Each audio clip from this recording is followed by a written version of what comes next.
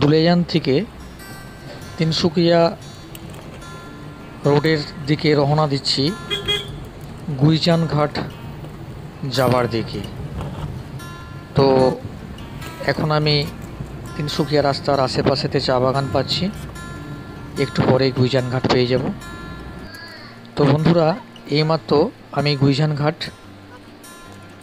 এসে গেলাম এবং গুইজান ঘাটের মধ্যে উপস্থিত হলাম।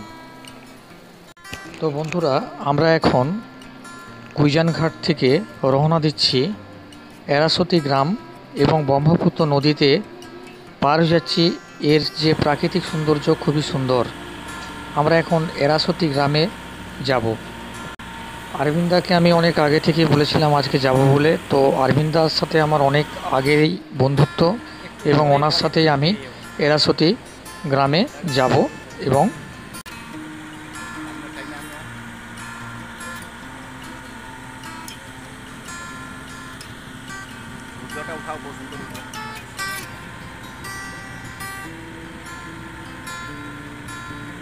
ব্রহ্মপুত্র নদী পার হওয়াতে যে প্রাকৃতিক সৌন্দর্য সেটি আমি সকলের সামনে দেখাচ্ছি। বন্ধুরা দেখতে থাকেন।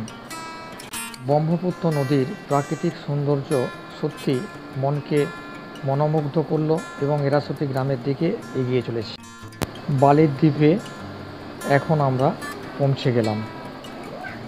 এখন এরাসতি গ্রাম থেকে বালির দ্বীপ পেরিয়ে আবারও গুইজান ঘাটের দিকে রওনা দিচ্ছি। ব্রহ্মপুত্রর মাঝখানের এই ভিডিও দেখতে থাকুন। নীল জলরাশি। গুইজান ঘাটের দিকে রিটার্ন হচ্ছি। তো এই ছিল আজকের ট্রাভেলিং ব্লগ ভিডিও। কেমন হয়েছে অতি অবশ্যই জানাবেন বন্ধুরা।